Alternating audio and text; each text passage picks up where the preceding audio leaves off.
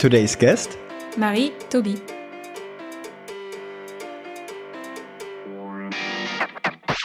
Think about it as a product. So do your discovery, do interviews, define the value proposition that you want to offer, and then launch it, take the risk, and then iterate, and then get feedback from your community members or upcoming community members. And the phase that we're in right now is really to get community members to build it with us. Okay, today we have a different format where Marie is still here and introduces herself. Right. So I'm Marie Toby. I am Director of Community at Oyster, a fully distributed company, and I transited into this community building role after about 10 plus years as a people leader and professional. And I'm very glad to be here today. Yes, and we talked about her US trip, emotions at work, how to grow a company from 120 to 650 employees, performance management, her career learnings, how to build culture, remote versus hybrid, and community building. So tune into the episode and have fun. Then you can build trust, and then you can spend less time communicating and more time just getting shit done. Then I went home and thought about this sentence. We basically put it on the table. Hiring takes time. People are trained. How to objectively judge certain situations. It's very, very, very, very hard to change things. That was the learning. Entrepreneurs with To empathy. the people side. Hi Marie, Hello, hello. how are you and how was your US trip? It was really an experience. I'm good. I'm still probably in the jet lag mode, so I hope I won't be yawning throughout the time we speak. But I went there for an entire week. It was my first time in the US, my first time in Las Vegas. So everything was new and exciting, from the car plates and how colorful they are to the size of your Starbucks cups that are twice as big as a head.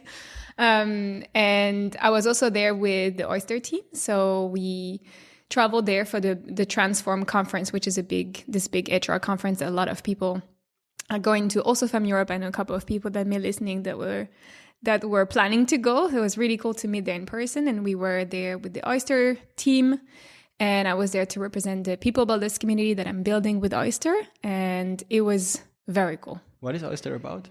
Oyster is, I would call it an employee of records plus. It's almost an employee experience platform. So they enable you to hire any talents around the world and take care of all the admin compliance burden so that you can simply hire wherever you may not have operational units yourself. That's what Oyster does. Yeah, post-COVID, a big trend. Exactly. Oyster was created, I think, 2 months before COVID really officially kickstarted around the world. And yeah, obviously, it was just right in time. Yes, and how is it to work, or are you remote? Yeah. Oyster is a team of about 600 people distributed in 70 countries around the world. So fully distributed. There is no office. People keep wondering, really? Is there no office? No, there is no office. Where are people registered? Where are the co-founders? But no, it's really no offices. Everyone works from home. And I was really myself curious about how would that be to be day to day in my bedroom with my desk all set up, but really 100% remotely. And when I got to know them a bit more than 7 months ago, or 8 or 9, with the time of the interviewing, but they had a really good reputation about the culture that they built internally and how they really designed this full remote experience for the employees. And I really wanted to know. How does that work? Because most of the companies I know and that I've been in were hybrid. I was like, is that really working? Can you really build a culture remotely that is as strong and meaningful as what you could try to achieve in another company? And I think they honestly did an amazing job. The first couple of weeks and months were stunning for me. And what stood out for you in interviewing? In the interviewing, it was interesting because, first they gave me a chance to kind of switch gears professionally and kind of take on all my baggage in as a people professional and people leader and transfer that into community building, which was a space that I wanted to explore professionally. So there was that opportunity. But also what stood out was really talking with them about all these newer trends and innovative pathways that they took in the way they really built the company, what they wanted to achieve, their company mission, which is really about, kind of like helping talent thrive everywhere in the world. So really like giving a chance to anyone, whether you're in Nigeria or Colombia or San Francisco, to have these jobs that are awesome jobs. And that really appealed to me. This really like take on diversity of talents and inclusion, and being able to do that through a platform that is really a SaaS service that is also, of course, like super modern and what works business-wise. That's interesting, because today I had lunch with a McKinsey partner, and Julian, shout out to Julian, he will also be a guest on the show. And he told me that since COVID, also within McKinsey, the whole people and org function and consulting area got way more relevant and interesting to clients, but also to consultants internally, because otherwise everybody wanted to do strategy or corporate finance and so on. And I can also see that since the pandemic, it got way more complex. And if you do it right, it's a big asset when you design an organization in the right way. And I also really liked working together with you at TaxFix, and where we met actually, because you always had a very strategic mind on how to design the people function. Well, interestingly enough, thank you first, but actually the origin of how I started to think about people as a product, which drove me to think more about design thinking and how to think about this experience really as a funnel and the memorable moments you want to create along the way, actually came from me following Oyster's chief people officer, Mark Frayne, years ago as he was at InVision, and actually really developed this concept of people as a product.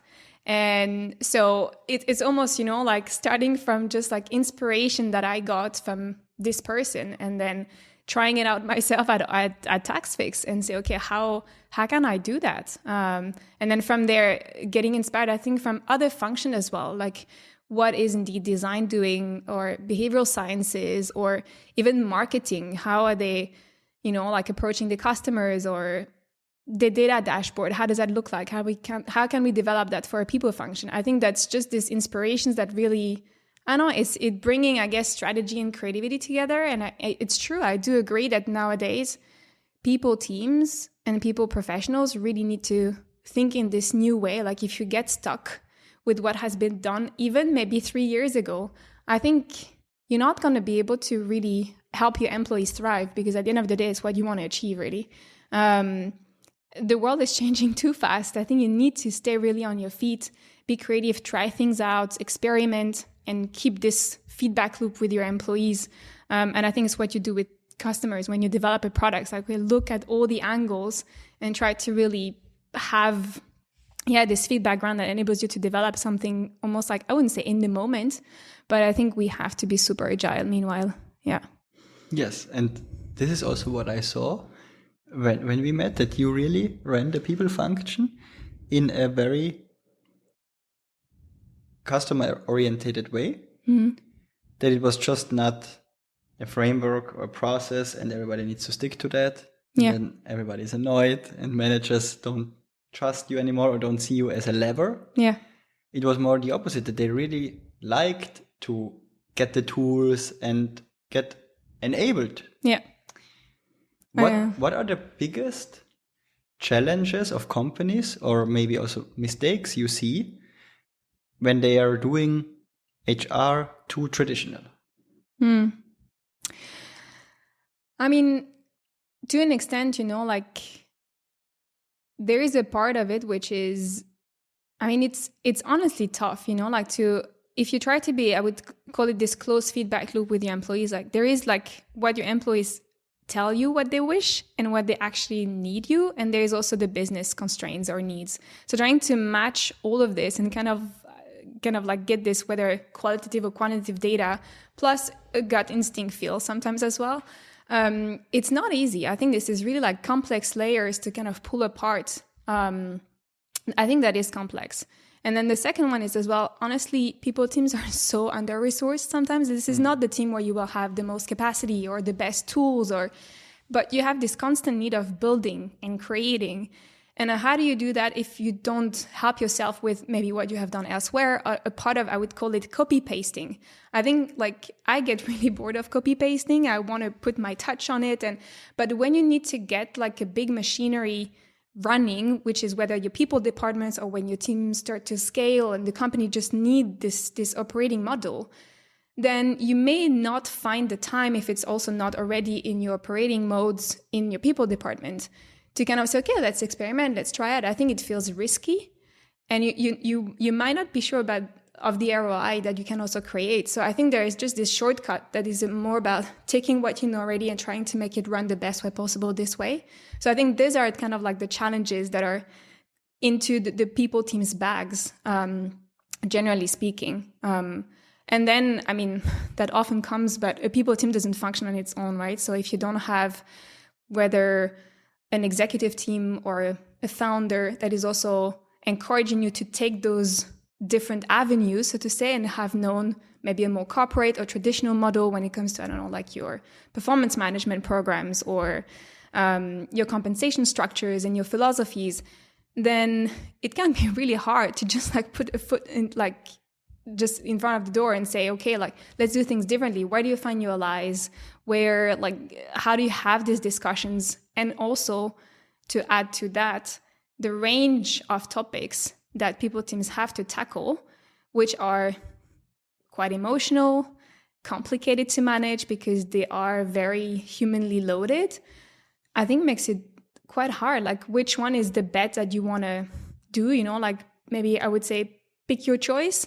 But generally speaking, you have to be on so many fronts that sometimes, like you take shortcuts and you try the best you can with what you know already. Emotions. Let's go into that. What are some emotional topics? Emotional topics? Yeah. Oh, probably many. But the first one that comes to mind also, because I know that's on a lot of like people teams or people leaders, kind of priority list at the moment, is everything related to compensation.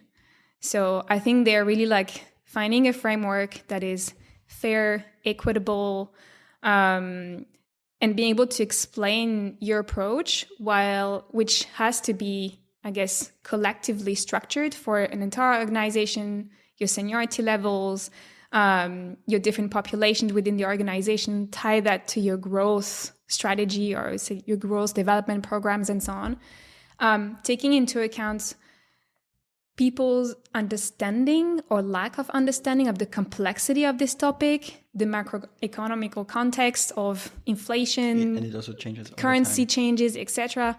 I think it's really hard. I mean, like I've always felt being on eggshells with this compensation topic, because you try your best. You try to, build structure in there, like pay people fairly.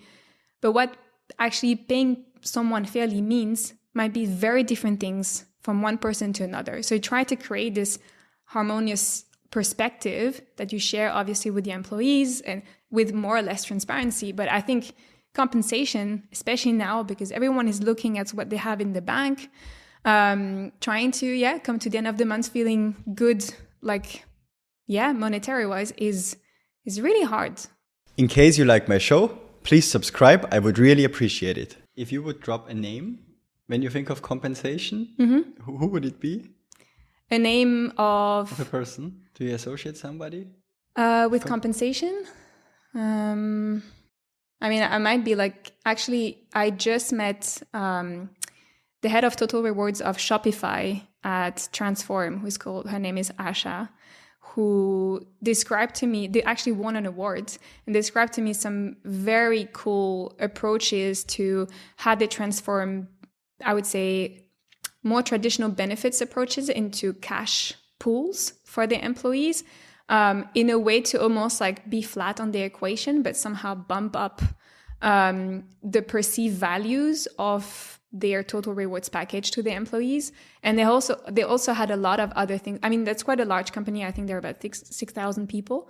But I just feel like actually sometimes when you have this large amount of people, you don't go necessarily sideways. You keep on the traditional track. And they had very innovative ideas where I thought, okay, like you ditch the old ways, you try to find new things to try out, and it seems to be working. And in this current context where, like inflation is rising, people are wondering, like, what about my salary? And I think it's inspiring.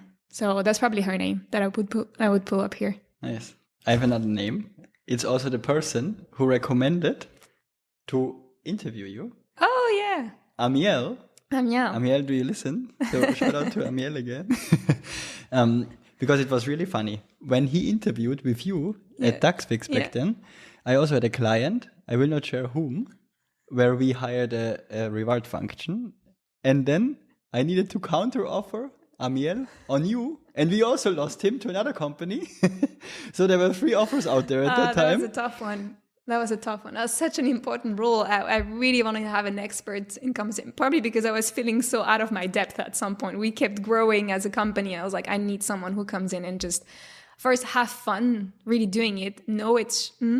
And Amiel was fab to talk to. But well, not this time, maybe next. But also kudos to you in interviewing, because if he still remembers you just from interviewing to recommend you as a guest, it's outstanding. I was wondering, I was like, why did I come up to his mind? Because we had, I think probably like 2 conversations and a couple of email back and forth trying to negotiate that he could join, and that didn't work out. But big up to Amiel. Yes, and maybe let's talk a bit about Taxfix where we met. So I think there were quite some challenges ahead to really build, after I think the Series D of 220 million, right? To build out the people function more. You were also there before the 220 million, and I think they brought me in for the 220 million, then deploying money into hiring and so on. So I stayed there for 1 year as interim manager, and you were there before. How was the transition for you over time at Taxfix, and what were maybe the growth stages if you just zoom out? So because indeed, like to listeners, maybe I would say if I take the sizing of the company, as Taxfix kept growing, I joined, I think the company was about 120 employees just after Series B. And then we grew in about 2.5 years to, 650 employees, and maybe a bit more when you left. So I think if I look at really the phases, but I'm trying to think like what would be my criteria of evaluation. But I think definitely this early phase until 250 employees was actually the time where I had to set up like the entire foundation of the people function. And in a sense, that was very cool because all these philosophies and approaches and ways that you want to set really the people foundations was completely up to me, together with the founders and the leadership team that was also getting hired slowly but surely.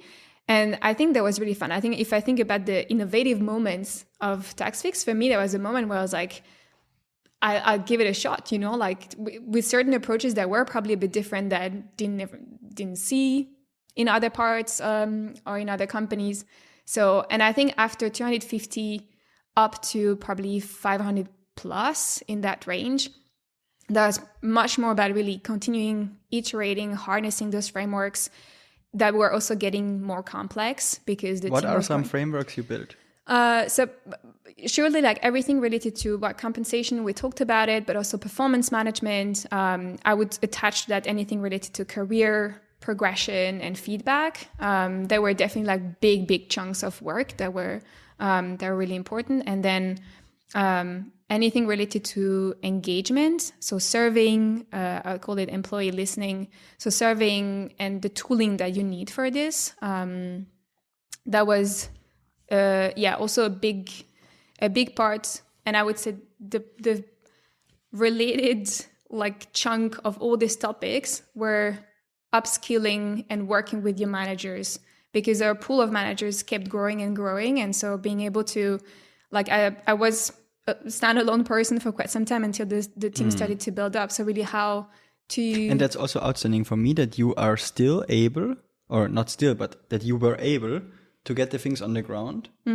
as an operational person that is doing the stuff and designing the stuff. And in parallel, Yeah. zooming out and having this strategic mind and thinking always a step ahead. And I really especially like the whole performance management, how you built that. Yeah. Can you talk about how you designed that and what was the thinking process? For sure. I would just to call out like what you're mentioning in terms of being able to zoom out but still being in the doing. I think, if I can almost like share that, like my way of doing it is maybe also my way of working is that I truly love just building with others. I don't like doing it alone. And for me, my other builders were really people managers. Generally, like the mindset of people managers at TaxFix was super positive. They were really caring, really willing to do good, to be good people leaders. And so being able to be supported by this pool of people who are just cascading, obviously, all the frameworks that I was trying to develop with them, I think was a huge help. And if I think about Corona times, for instance, like I could not have managed Corona on my own. I was the one ringing the alarms and setting the tone for topics that we needed to manage super quickly. But how every manager and leader stepped in to be there for the team and, follow along this new directive that we were having was honestly remarkable. So I think like being able to build almost this managers community when you're a single shot, like operational / strategic people leader is quite crucial. Now, to come back to your question about the performance management framework, so I think it changed in the meantime, but from previous experiences, having worked with Funding Circle back then, having worked at Danone, I was always extremely fun on really not taking performance management as this kind of, I would say, controlling tool and assessment tool only, but really about growth and progression and all about development focus. And so I think what was very cool was that the TaxFix co-founders were very eager themselves. Like from a personal standpoint, they really like loved the idea of continuous learning and developing people. And so I think I had almost like philosophically a lot of buy-in from the beginning. They are also really bought into the culture, right? Yeah, exactly. I mean, they're a big part in creating it for sure. So I think I had a really fertile ground to then develop a performance management model, so to say, which was very feedback heavy with like 360 peer reviews, with very regular cadencing. So we had, if I'm not mistaken, we had almost like 4 touch points within a year. And 2 of them were, I would say, past performance related. And 2 others were lighter check-ins where we were also really zooming on career development, competencies like assessments. And we onboarded as well, like a learning and development partner really early on, actually, who was able to really like make it even more robust. And I got a lot of inspiration from Culture Amp. I wanted to work with this tool. I had worked with it in the past. And what I particularly liked was it's not only a tool that is UX friendly and easy to manage, but there's a lot of science and really strong knowledge of how to build, I would say, a high performing team through this lens of continuous progression and feedback and kind of career development. And just surrounding myself with the right tool, the right people, the right mindsets. I think there's a lot that we were able to put in place. We iterated a lot. I mean, I think from one quarter to another, because of those different check-ins, first it didn't start in this exact format. We got managers' feedback telling us that's too much, the structure is not easy. I was really like grasping any type of feedback. We did also like formal surveying from an employee perspective, from a manager's perspective, how did that go? What were the results? So it was kind of like continuous like change of how the program looked like, really. So I think there also you operated more than a product development org, because you also pulled together several experts all the time from different fields to set that up, and not just operating as an HR That's person, true. right? That's true. Yeah. So this is also what I think it's really interesting to say. If you want to set up an organization for success, you first need to really understand what is happening within the organization and how do people, especially also managers, but also individual contributors, everyone, perceiving certain processes, tools, the company itself, and creating an overview first to understand what's happening. Yeah. and then finding patterns and also matching it with what's the strategy, where do we want to be as an organization, where we are now as an organization, and then build out this roadmap, but not very waterfall and we now need to do that and this and that. Being open and iterate in smaller circles. Of course, a performance review, you cannot iterate on a weekly basis. Yeah? You need to first go through a cycle, and then you learn from it, and then again you go for a cycle, and every cycle you can iterate and get better. Yeah. And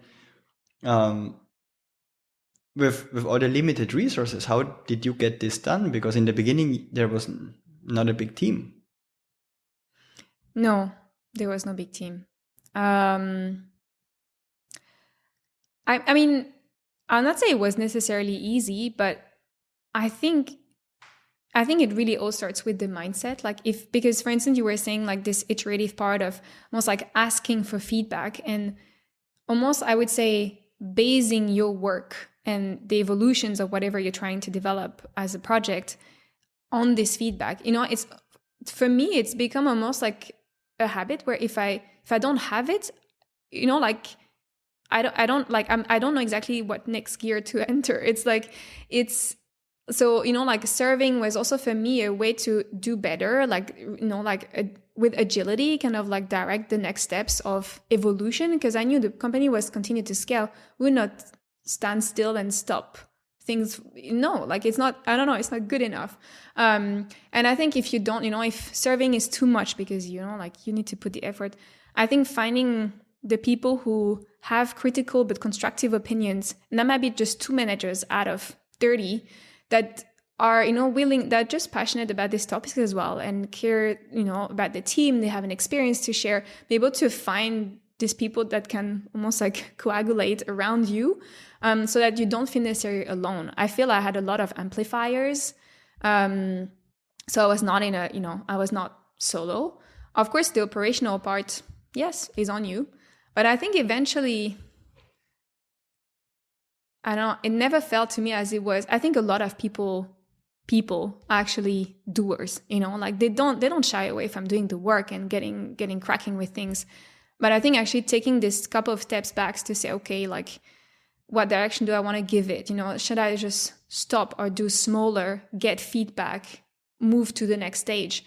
I think it's eventually you do better work. That's for sure. What tips would you give to people who never built a performance management system to start? I would say probably act as a product manager. Really, do your discovery, do your research, do a couple of interviews, find some theoretical pillars that are inspiring or attracting to you.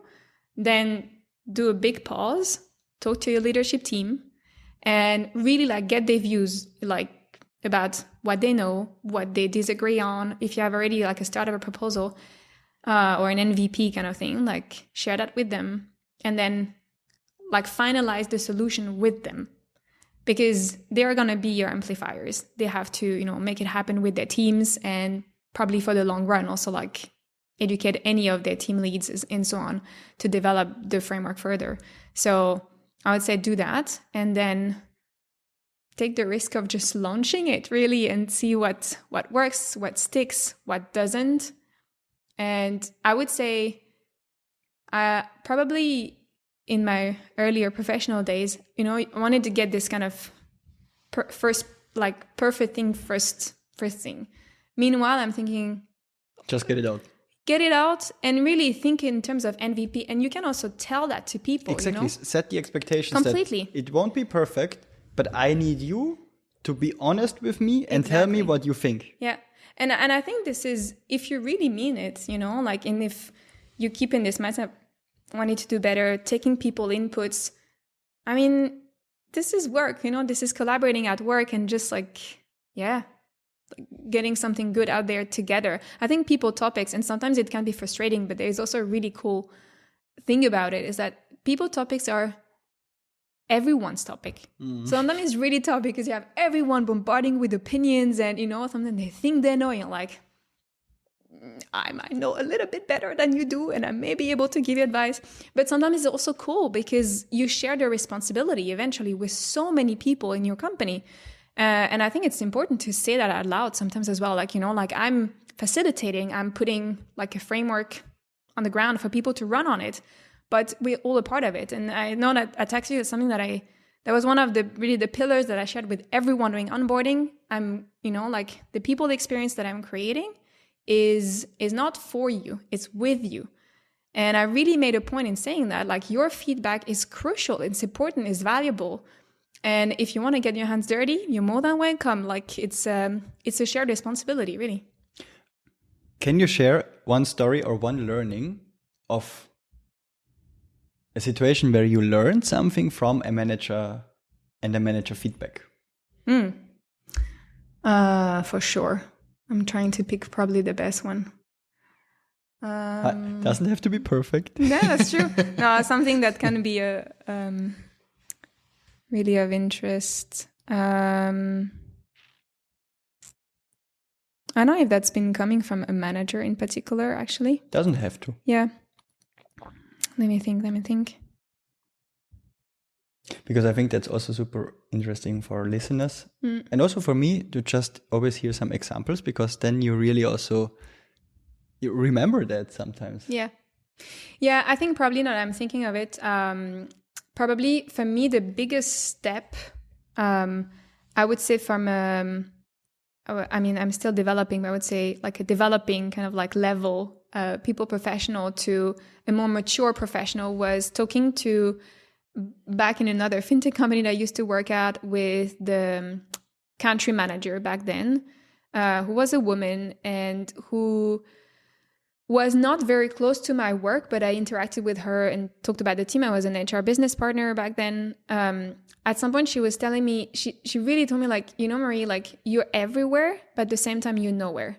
And, like when you're working, I was working like 10 hours a day or something, it really hurts in the moment. But I think what she really wanted to tell me is basically learn to maybe do less, but do exactly what you want to do so that you're able to showcase results and through this impact have, like actually help yourself, because you'll be able to, people, you get better buy-in because people see tangibly what you can do. And I think as a people professional, especially as a business partner, where you can just be, like bombarded with requests on a kind of rolling basis, having this couple of things where you can really prove where all your efforts went.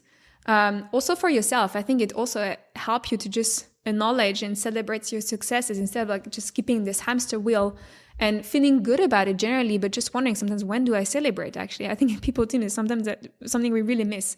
And so, I think this idea of like focusing, being very clear on what you want to change, what you want to impact. She was telling me, for instance, I remember back then I was responsible of 2 locations and the range of functions really like in those 2 locations.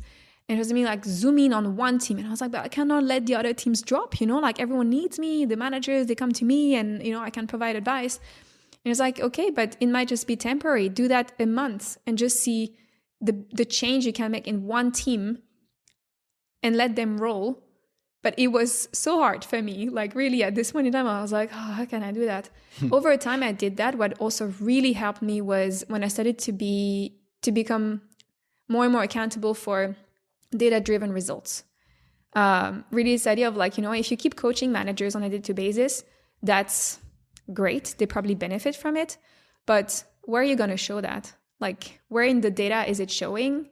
So, like, is it about your manager scores in your engagement survey? Originally I thought, oh my God, this is a bit selfish, like I'm here to help people. But at some point, I think if you are not able to prove at scale what you or your team are doing, then I think you're really missing something. And I think this is probably this part of becoming more and more strategic in the approach of saying, like at larger scale, on the longer term, where can I show the impact that me and my team are making? And so where are my data? Even if they're really simple ones, but just they can also be qualitative insights, but where can I really kind of show that. So I think it's been a journey from this kind of first feedback that was really tough. And in the moment, I really had difficulties to understand. I was like, I'm not too sure how I'm going to get there. It took me probably a good year to really understand what she meant by that, because back then I was like, hey, but she's not in the HR function, she doesn't completely understand like the scope of my role and how that works. But I think it was a huge learning. And now I'm the one asking my team, like when they're running around, I was like, okay, where's the data? What do you want to impact exactly? What is your KPI for success? Because I think it really, I mean, like for me, I might have become more goal oriented over the years, but they are really like, little goals and flame in the dark, and they really keep you running. Yes. And one learning, what I also want to add and share, in general, I think, but also especially for people functions, when you touch something that is touching the whole company infrastructure, like a performance management, everybody's affected at some point. Yeah. The whole communication of not even rolling it out, but before saying, okay, this is what we do in Q1. And maybe we are now even one quarter ahead. Nobody will think of it because it's too far away. Yeah. But then afterwards, if you don't communicate it and say, hey, in the next quarter, please organize your whole workload and consider that we have performance reviews. Yeah. You should take time and make also sure that you have several channels of communication, personal check-ins as good as it's possible. On the coffee chat, or on the coffee corner, doing coffee chats, through asynchronous communication in Slack or email, in the all hands, announcing that, but also sharing the high-level plan and also the details, because everyone needs different granularity or also different formats of communication. And I think if you get that right, and just then before you get into the doing mode and that execution mode, get the buy-in from the stakeholders, the customers, then it's way easier to then adopt or also work with them and not against them or for them. Completely. And then also just by talking about the idea and the concepts, there are so many ideas or so many things that you would otherwise need to figure out and then just get started. Yeah. I also see it with the podcast. Instead of just doing the whole episode and everything and then publishing it, I sometimes just cut out cool pieces and publish it up front. People like it and they look forward then to listening to the podcast. Yeah, that's very cool. I learned that from another area of my profession. It's the creator industry, where I helped a friend scaling his company. It was an agency and they built products for creators. When we looked into, how to build products and how to launch it to your audience. And we always used a pre-launch formula or a launch formula that you first, before you have the product ready, you talk about it and see how you need to adapt it, that it's then really sticking with the audience. It's really cool. That's nice. I love the marketing aspect of it, because I have to agree, like any other parts, if I, bring it to almost like any people projects, is like it's in your project planning, basically, like this communication, like before official launch or your launch plan or even the after, because very likely we'll launch, you start to have people complaining, having a concern, or it's great to really integrate them. It, right? But when there are some complaints or some ideas, how do you organize that you then not ad hoc, when you have stress, need to think about it? Yeah. And I think that's what I really also liked working with you, that you had this zoom out ability and always thought a bit further than just doing stuff. Yeah. How is the difference now between an environment like TaxFix, where it was also a bit office heavy, not office only, but hybrid, with a cool office, with a cool experience, versus now working remotely? Yeah.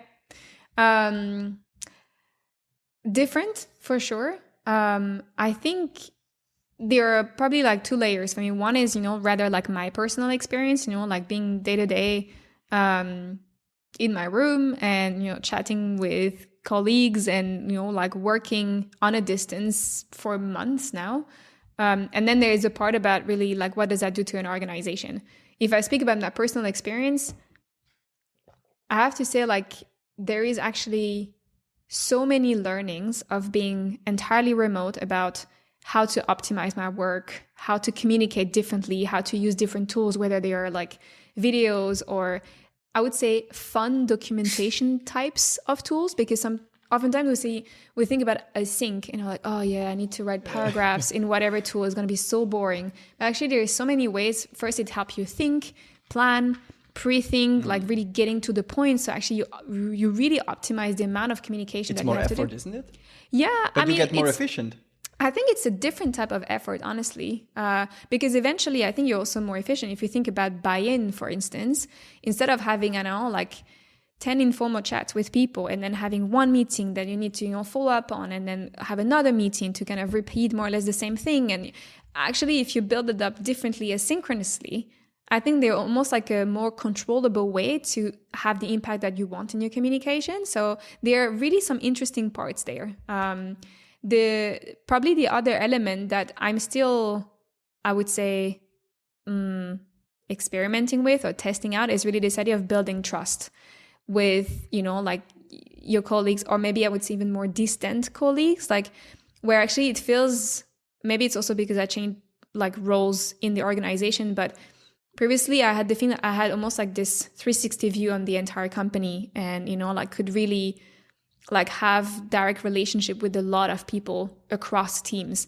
I feel that now, and I feel it's also maybe the feeling of remote, if you don't make this effort of going out to people and, engaging with them in conversations that could be work related or not, you feel very quickly like stuck in a small bubble in an actually really large company.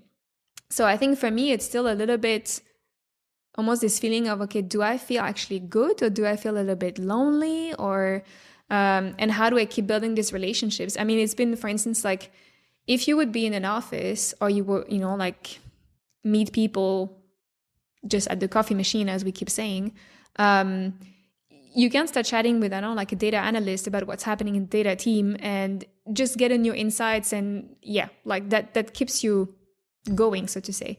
But if you in a remote workplace, there are donut chats and different opportunities. I do them as well, but I've found that it is much more narrow. And that means as well that building this trust takes longer for me. I feel that sometimes just like seeing one person in real life, just have a vibe, you have a feel, you also don't focus exclusively on work. Usually there's more of this chit chat that you can learn to do remotely as well. But I think the trust building aspect of relationships is harder to harness in this virtual remote world. There are a lot of ways, but I would say first discovery insights so far is that it takes longer and requires a lot of intention. Now I would say, in all honesty, especially the latest times at TaxFix, where the office was not completely set and we were also like out of this Corona phase, and I also found oftentimes that the office was quite empty. And so you come in with this expectation that, I'm going to meet people. It also needed a lot of marketing to get people in again. It requires a lot of marketing. It requires a lot of experience design of the workplace, of everything. Where are people going to gather? Where are they going to meet? And what are they going to do there? Than just say it's a policy, you need to get in 3 days a week. Completely. I think like flipping this is something that I still don't think is yet really in people teams or people leaders' head, in terms of like, if you have a hybrid office, your office strategy is so crucial. First, it costs a lot of money, so you better optimize it. But second, really, it has a huge part. Hybrid is, half of it. So if you imagine that the hybrid experience is going to be the same as when we're all every day in the office, and just let it float and imagine that will, work out well, I think first you're missing on a big opportunity to be more intentional and really see impacts in connections, innovations, trust building, creativity across your organization. But second, you may also disappoint employees because they may have higher expectations now of what they want to experience in an office. If you come to the office, if you make the effort, then you may want to really not have an empty kitchen with no people to talk at the coffee machine. And I think that happened, for me at least, in the hybrid setup more often than I would have wished for. So at this point, I was like, well, maybe, you know what? Remote is actually the way to go, because the in-office experience is not up to what I would want it to be. So I don't know what's going to be next for remote, hybrid. I think the two are really passionate at the moment. There is so much pieces of the puzzle moving. I think it's really like it requires a lot of creativity, and yeah, like there's like cool plans for the future on that front. And also you have exciting times ahead with a new team member in your team, in your personal team, right? Oh yeah, in my personal team, in my professional team as well. I have a new team member in my community team. Yeah, Mira, who just joined as a community coordinator, and it's been really cool working with 2 heads and 4 hands on building the People Builders community. But yeah, also personally, I'm gonna become a mom in a couple of months. That's so exciting. Yeah, I have to say it's very interesting because having been, you know, in a people team where you're there to support the employees, and especially, you know, like parents and also especially during Corona, there is so much that you think about, you know, like childcare and the complexity of it and the burden it is for parents. But when you don't have this experience yourself, you can relate to only a certain point, even as the big empath that most of people professionals are. And so now I'm thinking, okay, yeah, kind of like I'm very curious, like how is it going to be to enter the working world back with a child? Yes, and I think you're also very ambitious, right? So I guess you will work or want to work again soon. Yeah, right? yeah, and for I sure. think also with working then from home, it's even easier, or maybe I not. think it is. There is definitely some, like, yeah, like it helps. I think that's also what actually people were telling me in the interview process at Oyster. But I think it is very true that parents are truly happy because, yeah, like you have so much more flexibility to, you know, bring your kids to school, take care, you know, have a daycare, a couple of moments a week where you can focus on work. You can work at different times. If you don't have to be in an office, there is so much time that is freed up for childcare. I don't think that's necessarily easy, but I think it has a lot of advantages for family flexibility in general. Yeah. Yes. And do you already have a plan on what you still need to do or want to do until you go on to maternity leave? Yeah. I mean, it's gonna be a little bit than a year in my role as director of community at Oyster, and we launched the People Builders community dedicated to people leaders of hybrid and remote workplaces at the start of this year, 2023. So until I go, which is going to be about July time, we definitely have a couple of ambitions there to really bring just the community into a good place where it is solid, it is nurturing for its members. We have already a track record of whether it's events or initiatives that are really meaningful to people and adding value. So definitely there we have a couple of plans. Probably also, while Oyster is a full remote company, I think we'll test out more and more of RL events. So really bringing our community members together in local hubs to connect, and not only in the virtual worlds. So yeah, there are quite a few How do things you on the build a plan. community in that space? How do we build a community? Well, it's been a cool experiment because I never did that before. I realized after a couple of weeks actually that maybe, I don't know if it was the way I work, but I think in the people team, you actually build somehow in a way an internal community in the way that you manage your workforce. You engage with them, you communicate with them. But the way we did it, and I also helped myself with a lot of community builders that were truly inspiring and willing to share in the community spirit, really like their templates and whatever they had built, the experiences. So that's a large part of community building. I feel there is no one path to build a community. There's a lot of different types of communities.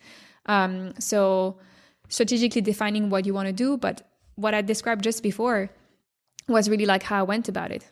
Think about it as a product. So do your discovery, do interviews, define the value proposition that you want to offer, and then launch it, take the risk, and then iterate, and then get feedback from your community members or upcoming community members. And the phase that we're in right now is really to get community members to build it with us. So really like whether we probably will have launched actually, yesterday, an ambassador program. So really community members that we have already that are really eager to contribute to the shaping of the community and who wants to make an impact on their peers and offer extra support to join us in a core group to really have this pool of feedback, ideas that help us really fuel the community with the best that it can offer.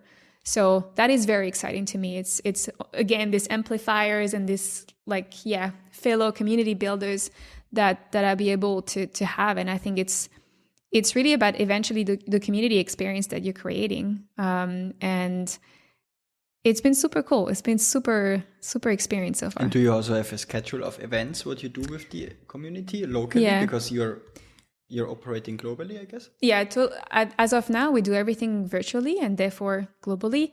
But still, thinking globally and virtually still means that you need to think about time zones, about what is actually going to be accessible to people really globally, or is it actually European-centric, also in the topics that you're picking. So the first round of events, we do usually 2 events a month, and they are more like workshop style, so very interactive. We have usually a big mirror board. We bring an expert on board and we take one topic and kind of break it down and get into brainstorming mode so that people can really take insights, but also usually after that we're able to have a concrete output. It might be a framework, it might be a strategic checklist, which I find really cool, which is really this kind of not only connecting and mingling and finding your peers, but also doing something together, be like builders, really. I think it's really exciting.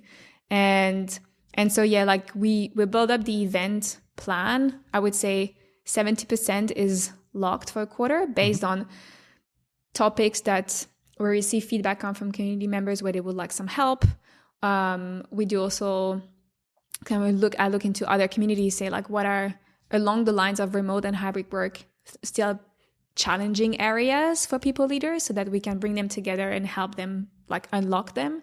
And then the 30% is whatever comes up. So it might be something that just, happens, like a big, article in newspaper, and then, people is oh my, I need to rethink about my whatever, work from anywhere policy because there are new legal requirements in X amount of countries, and what do I do? And it might also be coming from an initiative of a community member who really would love to bring a few people together to help them crack this one particular challenge, and we also leave the space for that. In case you have any feedback or anything you want to share with me, please send me an email on thomas@peoplewise.com or hit me up on LinkedIn. And in case you really enjoy the show, please subscribe. I would really appreciate it. Also, what could be super interesting for us, Peoplewise, and for you maybe, my co-founder Mina, shout out to Mina, she just did a white paper with one of the EORs I think we also have a partnership with. And they research trends where it's currently still very, I would say, capital efficient to hire engineers from. Yeah. And this white paper, I don't know, it will be launched maybe this month or next month. I'm not so involved. But if you want, I can connect you. Sure. And then you can just chat, because maybe also some events like what you organize or some webinars or content, maybe we can also collaborate on, because we also have a European footprint, and we also hired for companies that entering from Japan into Germany, for instance. Yeah, totally. and in several countries. Main focus from us is Europe, and we still are strongest in Germany, and also for internationals going into Germany or for Germans and German companies that are going international, so that are actually the main customers. Cool. So that could be also interesting. Yeah. I mean, through Oyster, I think these insights we share with, I think, our customers when they want to hire, and indeed, think about your budget for hiring, for instance, and wondering if I'm willing to operate not only in 1 or 2 countries, but to go globally and hire remote, then where are talent pools that I'm not tapping into that really have fantastic talents? Also by function, it's always different. Exactly, completely. And it's super interesting. I mean, this entire talent hiring part is very interesting, because also, how do you assess people when you don't know anything about the qualifications, the schools they've been at, or even where they have very, I would say, diverse backgrounds? It's also harder to know, I think it really comes down to all about, skill-based hiring and so on, but you really bring it up a notch, because you may hire people that have fantastic potential, but don't have I would say, this corporate experience. So you may need to help them get on board as well. But I think they're really cool opportunities in that talent hiring space. And I see this as a big asset. And this is also the DNA of our company. We started remote. Now we have locations in Vienna, then in Berlin, in London, and we have people now already in Portugal, Spain, and from Poland. So we have local recruiters who know the expertise, but always worked internationally. Yeah. So we can always switch to local expertise, but at If an needed. international industry standard. Yeah. And that was, I think, a very good move. And from the timing, we were lucky because we started people-wise post-COVID. Yeah. So it was already a bit more natural. But now it's a big asset. And you know what I would ask you, because once you start to think about this opportunity, where I see a lot of people leaders or even business leaders just saying like, this kind of like, oh yes, but. And the but is often, but how do you build culture? So now I may just ask you, how is your, company culture when you all spread across Europe? I think we have, so it's easy. We are still 10 people in the core. And when you count all temporary part-time freelancers who also have other deals, but are, I would say, most of the time working mainly with us, we're 20. And I would say that we have a common ground. It starts with the two founders, Mina and me. We are both on the same page on our values and on our fundamental beliefs and what we want to achieve. And I would say we have a very strong mindset for delivery, result orientation, but in parallel, not elbows out, me against you, and I do my way, and I need to be better than somebody else. Not this competitiveness that is unhealthy, more a competitiveness against the market to outperform and collaborate strongly. So I think that's something what we see working with each other, but also how we evaluate our people. And I'm very lucky that Mina is really doing hiring very well. And I sometimes, when we hire somebody new, I just get a founder interview. And what I always look for is not the functional competency, nothing in that area. We are very good in evaluating this, and that's already done. I just look at the fundamental beliefs and motivations of the person. Why does this person want to work with us? Or do we still need to sell that person? Can also happen, right?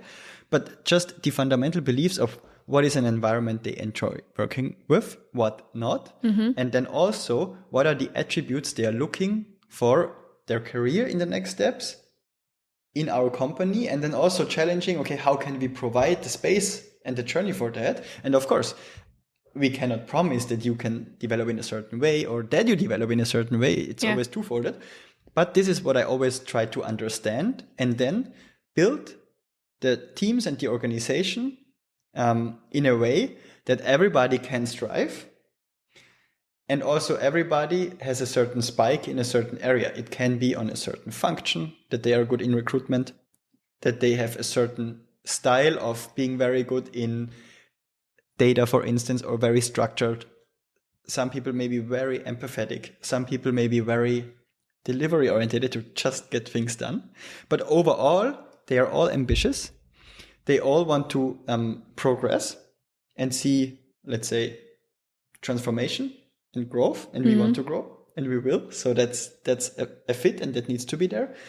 And also the fundamentals of collaboration, that we inform each other, that we support each other, even if it's not needed. And we also have a bit of an incentivation on delivery. So if you deliver certain results at a certain quality, measured by customer NPS or delivery numbers, depending on the model we have, they also get a bonus. But the bonus is not conflicting with people not collaborating with each other, which is very, very cool. And I was really afraid of doing that, but it was outstanding how well the people collaborate still, and supporting each other and say, hey, I want that the other person gets the bonus, and let's support and do another power hour session. And let's get this position filled. That's so cool. That's cool. But just on how we build it, I think that it starts with the fundamental beliefs of the founders. They need to be aligned and they need to be very well defined. For us, it's we commit to what we deliver, what we commit to. Result orientation, and that we are also, we called it people passion, but more we like to collaborate. And this is actually integrated in everything what we live and fits our positioning, because our positioning is more, we believe that growing organizations is more a science than an art. And therefore, we also need to design everything what we do in a certain way that we are business savvy, that we have expertise in company stages, regions, and job functions or families, and also a scientific approach that we work in certain methodologies, strategic, but also pragmatically deliver. And I think all of this is so well defined and is communicated in the hiring process. When working together, we started doing all hands when we had one employee. That's cool. And always shared revenue numbers and profit numbers in every quarter. Yeah. And just say, hey, we need to hit this revenue target. How can we get it done? And then people were so engaged. Suddenly, 3-4 recruiters sat in a room and discussed on, okay, we need to do that and that deal. And there we need to prioritize this. And I was like, wow, I would not even noticed it, but I like the engagement. And I hope we can keep it up. And this is what I will do, what I will focus on. But I'm not leading the team. Mina is managing the whole team. I'm more the looking to the outside revenue and marketing guy. And I'm really happy because that's also what I enjoy more. I'm more the individual contributor. I can manage, but then it's for me more a job and not by nature. Yeah. I'm rather free. But that's cool, like with you describing here about like how you're building this remote culture. Actually, a lot of, I would say, culture freaks, who love building culture would say, okay, that's actually the exact same mechanics than building culture on site. But probably there's a piece of rethinking it and being very purposeful and how you want to articulate all these cultural fundamentals that you started to talk about, like your values, how you're going to hire people. And I would say probably going a bit deeper even in how you would facilitate them working, collaborating together and delivering the results.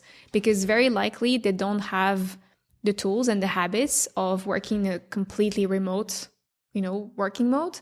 So if you can go as deep as providing them there as well some guidance, I think it's just like a next level of cultural design. But if actually you love doing that in an on-site world, then I think whether it's hybrid or extending even to remote to an extent is quite passionate endeavor. So yeah, like I sometimes don't fully understand people who tell me, but how can you build culture in a remote setting? I'm like, it's a lot about commitment. Actually, yeah, completely. I mean, intentionality is the word that keeps popping in these spheres, but I think it's very much there. And it's not like, it's not a one-time done. It's like, it's continuous work. And again, it's about your champions and your leaders and your role models and all this good stuff about, the increments of culture and how you activate that. But it's the same mechanics. It just finding a different angles, which I find cool because it's refreshing. It's, it kind of re-challenges you to imagine working cultures and workplaces a bit differently with things that and new stuff to learn. It's quite cool. And who is somebody I don't know, who I should interview next? I knew this question was coming. I've been listening to too many of your podcasts. I think if I think really about, we were talking about Mark Frain and someone who, inspired like my practice as a people professional. I think there is another person that I've interacted with him back in the days. I was still a junior, I think. He's actually, I think, the Chief Talent Officer of Siemens, Robert Neuhausen. And I just he launched this huge leadership transformation program throughout Siemens in something that I found, I don't know, I always imagine Siemens being like this quite corporate traditional company. And I think their take on culture and leadership in particular is just so modern. And I was like, okay, this is truly inspirational. So for anyone who wants to first start to follow him on LinkedIn, I think he doesn't post a lot of content, but when he does, it's super high quality. And he's, very high, obviously, in the hierarchy, but of the organization. But he's got some really strategic and inspiring views of how to do HR differently, I find. So, Do you know him? No. as I said, I interacted with him. We were connected, and he may not remember me because I'm sure he's got a network of I don't know how many, but I can reach out. Yes, I will also try. So maybe we can get him on the show. Yeah, With I would the love shout-out? to. I would love to. Shout out from Marie to Robert, right? Exactly. Yeah, let's do that. Any final words? Well, thank you for having me. It was very fun, very cool, an honor. And I somehow hope that anything that I've been saying resonate with anyone. Like reach out. Really, like anyone who's been listening and who want to chat more about this topic. What is really cool is that in my new role, it's actually my job to connect with people and have these meaningful conversations and do something with it. Like really develop a mini community product out of just an insightful conversation. And I just love it. So yeah, like connect with me in any ways. Love it. Thank you for being my guest. Sure. Welcome.